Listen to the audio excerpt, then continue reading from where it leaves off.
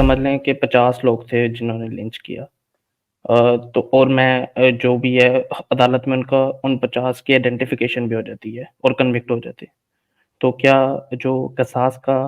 ہے تو ان سب 50 کے 50 لوگوں پہ وہ لگے گا حکم؟ ہم موب لنچنگ کی صورت میں دیکھتے ہیں، اگر ہم انڈیا میں جب ایک معصوم مسلمان کی گائے کے نام پر موب لنچنگ ہوتی ہے اس کو ہم برا سمجھتے ہیں، تو ایک اگر غیر مسلم کی یا کسی مسلمان کی اس طرح کے ایشوز کے اوپر پاکستان میں موب لنچنگ ہوتی ہے تو یہ ہماری ذمہ داری ہے کہ ہم اس کو واضح انداز سے کنڈم کریں، ہم اس کو جسٹیفائی کسی بھی صورت میں نہیں کر سکتے، جو کرتا ہے وہ غلط کرتا ہے۔ آپ نے قانون اپنے ہاتھ میں لیا ہے اور قانون کو ہاتھ میں لینے کا حق آپ کو نہیں تھا، آپ نے کسی کو قتل کر دیا، تو ہو سکتا ہے کہ اگر ایک منصف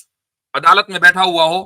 تو وہ ان قتل کرنے والوں کو قتل کرے، کہ وہ ایک الگ مسئلہ ہے، جس کو تم نے مارا ہے وہ مر گیا، اب وہ گستاخی ہوئی کہ نہیں ہوئی وہ خدا کے ہاں دیکھے گا، لیکن چونکہ تم نے اس کو قتل کیا ہے لہٰذا تمہیں اب قصاصاً قتل کیا جائے گا۔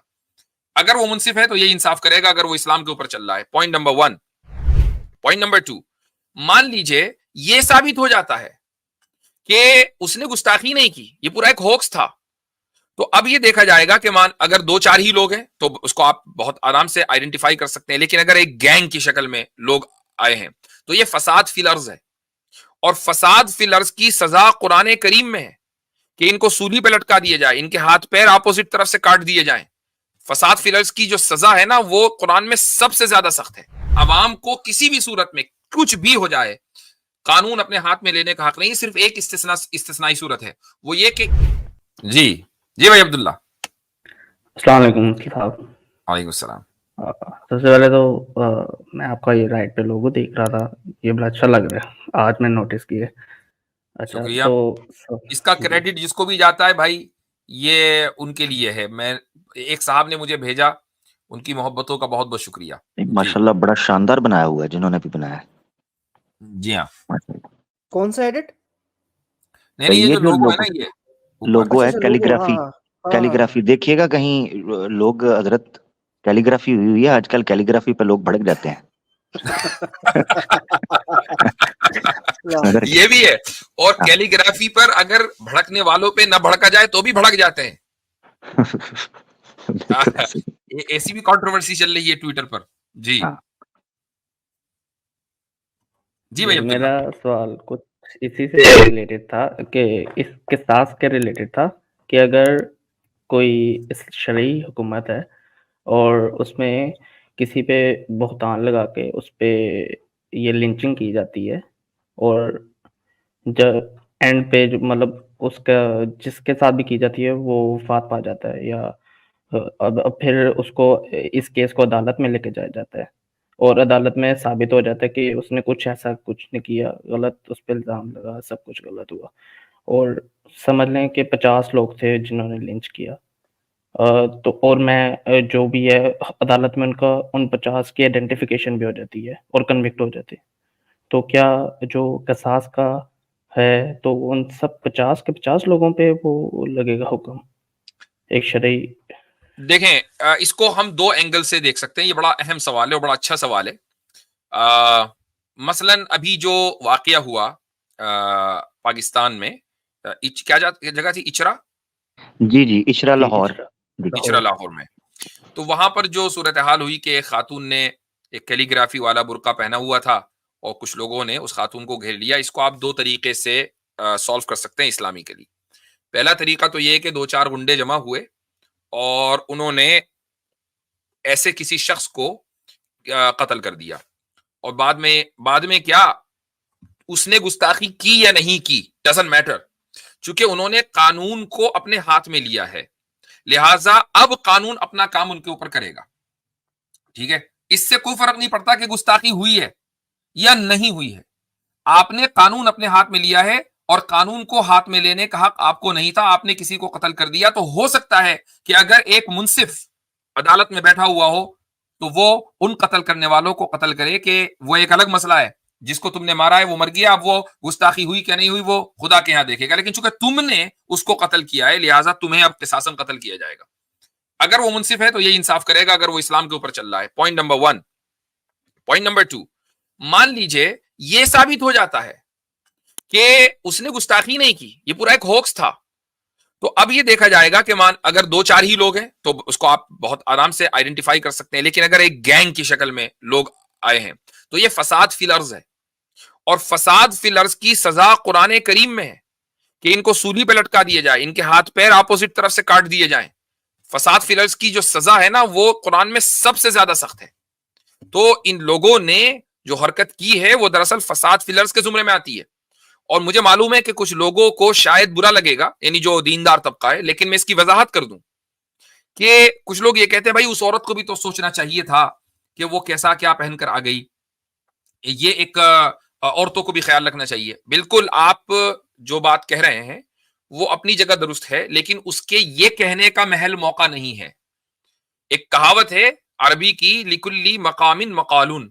وہ یہ کہ ہر ایک موقع پر کہنے کی بات الگ ہوتی ہے۔ اس موقع پر جو بات ہے وہ یہ ہے کہ آپ واضح انداز سے، بغیر کسی اف اینڈ بٹ کے، بغیر کسی شرط و مشروط کے، آپ اس کو کنڈیم کریں اور یہ کہیں کہ جو ہوا ہے وہ اسلامی کے لیے غلط ہوا ہے، وہ محض جہالت اور فسادی ذہن کا نتیجہ ہے۔ جب آپ اتنے واضح انداز سے، اور آپ قوم کو اویئر کریں، یا آپ کی ذمہ داری، علماء کی ذمہ داری ہے کہ قوم کو اویئر کریں کہ کسی کے اوپر بھی گستاخی کا الزام لگا کر اس کی لنچنگ کر دینا یا قانون کو اپنے ہاتھ میں لے لینا یا اس کو مار دینا خود اسلامی کے لیے حرام ہے۔ رہی بات عورت کی اصلاح کرنے کی، اس کے مواقع بہت ہے زندگی میں، وہ الحمدللہ وہ عورت باحیات ہے، تو جس دن اس کو آپ کو میسج دینا ہوگا وہ دے دیجیے گا، لیکن یہ موقع نہیں ہے کہ آپ فوراً یہ کہیں کہ نہیں جی اس عورت نے بھی غلط کیا تھا۔ بھائی پوری وہ عورت تو پھر بھی اس نے کچھ اپنے آپ کو ڈھانک لیا تھا۔ ایسی عورتیں بھی آپ کو وومن مارچ کے اندر نظر آئیں گی کہ جو اسلام کا مذاق اڑائیں گی، ذرا ان کے خلاف کچھ اپنی آواز اٹھا کر دکھائیے گا، ذرا جا کے اسلام آباد میں اس دھرنے کو ختم کرا کر دکھائیں کہ جہاں اسلام کا دن رات مذاق اڑایا جائے گا۔ بھی اسی مہینے میں میرے خیال سے مارچ میں ہی ہوگا شاید، وہ وومن مارچ عام طور سے مارچ میں ہوتا ہے، 8 مارچ کو جی۔ تو رمضان سے 1-2 دن پہلے یہ حرکتیں ہوں گی، اور اس وقت پھر ایکشن لے کر دکھائیں۔ میں یہ انسٹیگیٹ نہیں کر رہا ہوں کہ آپ جا کر ان کی لنچنگ کر دیں، میں یہ کہہ رہا ہوں کہ آپ کی آواز نہیں نکلتی، زبان نہیں کھلتی، اور اس کو آپ کچھ نہیں کہہ سکتے، چونکہ آپ کو پتہ ہی نہیں ہے کہ ان کی جو سائیکالوجی ہے وہ کیا ہے، اور ان کی جو لبرل ویلیوز ہیں وہ کیا ہیں، وہ کہاں سے بات کر رہے ہیں۔ آپ کو جو ہے کچھ معصوم سڑک پہ چلتے پھرتے وہ نظر آ جاتے ہیں کہ جی اس نے وہ کیلیگرافی والا پہن لیا۔ مطلب اگر یہ بات ہے نا کہ آپ عربی کے حروف اور قرآن کی آیتوں میں تمیز نہیں کر سکتے، تو آپ کو اسلام کا نام لینے اور رسول اکرم صلی اللہ علیہ وسلم کی امتی ہونے پر فخر کرنے کا کوئی حق نہیں ہے، چونکہ اس حق کے لیے ضروری ہے کہ آپ قرآن کو تو کم سے کم پہچانیں۔ اگر آپ یہ نہیں پہچانتے کہ یہ قرآن کی آیت ہے، کہ ویسے ہی عربی کیلیگرافی ہے، تو تھو ہے آپ کے اوپر۔ آپ کو یہی نہیں پتا کہ قرآن ہوتا کیا ہے، آپ قرآن پڑھ ہی نہیں سکتے، تو پھر کس نام سے اور کس بنیاد پر آپ رسول اکرم صلی اللہ علیہ وسلم کے امتی ہونے کا دعویٰ کرتے ہیں؟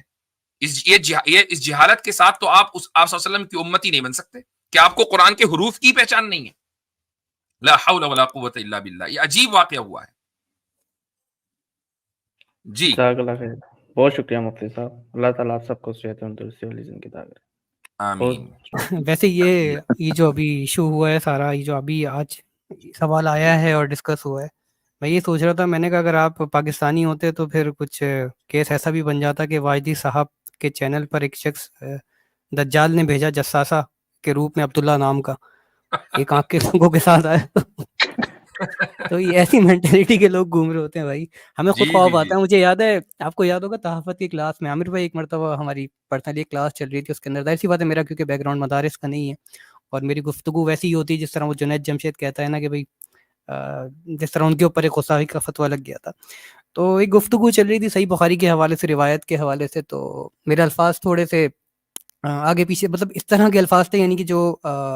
بہت زیادہ کوئی شائستہ الفاظ، شائستہ سے مراد یعنی کہ وہ جو ایک علماء کا کیلیبر ہوتا ہے استعمال کرنے کا، والے الفاظ نہیں تھے۔ تو کسی نے چیٹ کے اندر مجھے یاد ہے ٹوکا کہ بھائی بصارت صاحب آپ نے یہ الفاظ جو استعمال کیے اس کی جگہ یہ الفاظ آپ نے صحیح استعمال نہیں کیا، اس کا آلٹرنیٹیو شاید انہوں نے بتایا۔ تو میں نے ان کو پرسنلی اپروچ کیا، میں نے کہا کہ بھائی اگر اس طرح کا آپ کو لگتا ہے کہ ہوا ہے تو مجھے پرسنلی بتا دیا کرے، کیونکہ ہمارے یہاں پاکستانی لوگ بھی ایڈ ہوئے ہیں، اور کسی نے یہ ریکارڈ کر لیا تو کہے گا دیکھو بصارت آدم نے گستاخی کر دی، اور پھر جو ہے اگلے دن تحفت کی کلاس میں سب ملیں گے بصارت بھائی کے علاوہ، بصارت بھائی کے علاوہ سب موجود ہوں گے۔ تو بڑا خیال کرنا پڑتا ہے۔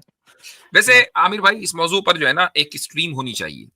وہ یہ کہ جب دیکھیں اسلامی نظام کو ایز اٹ از پیش کرنا ضروری ہے. اگر کچھ لوگ اسلامی نظام کو اسلام کے نام پر یرغمال بنا لیں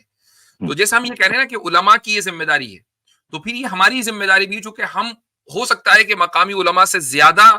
ان لوگوں تک ریچ رکھتے ہوں سوشل میڈیا کی توسط سے, تو یہ ہماری بھی ذمہ داری ہے کہ ہم اسلامی نظام کو اسی طریقے سے پیش کریں بلا خوف لومۃ لائم, چاہے اس میں کتنی ہی لوگ برا مانیں, لیکن جو ہے جس طرح قانون ہے ویسا ہے. تو عوام کو کسی بھی صورت میں کچھ بھی ہو جائے قانون اپنے ہاتھ میں لینے کا حق نہیں. صرف ایک استثنائی صورت ہے, وہ یہ کہ امام المسلمین کی طرف سے نفیر عام ہو جائے, اور نفیر عام کا مطلب یہ ہے کہ ملک جو ہے انڈر اٹیک ہو, چاروں طرف سے حملے ہو رہے ہوں اور عوام کو یہ کہہ دیا گیا ہو بھائی خود لڑو, اپنے بلبوتے پہ لڑو, تو اب ہر آدمی کے لیے ضروری ہوگا کہ وہ میدان میں کود جائے. یہ تو ایک صورت ہے, لیکن آبویسلی بات ہے کہ یہ وہ صورت نہیں ہے کہ جو ہم موب لنچنگ کی صورت میں دیکھتے ہیں. اگر ہم انڈیا میں جب ایک معصوم مسلمان کی گائے کے نام پر موب لنچنگ ہوتی ہے اس کو ہم برا سمجھتے ہیں, تو ایک اگر غیر مسلم کی یا کسی مسلمان کی اس طرح کے ایشوز کے اوپر پاکستان میں موب لنچنگ ہوتی ہے تو یہ ہماری ذمہ داری ہے کہ ہم اس کو واضح انداز سے کنڈم کریں. ہم اس کو جسٹیفائی کسی بھی صورت میں نہیں کر سکتے, جو کرتا ہے وہ غلط کرتا ہے. بے شک اس میں کوئی دو رائے نہیں حضرت. انشاءاللہ اس پہ ماشاءاللہ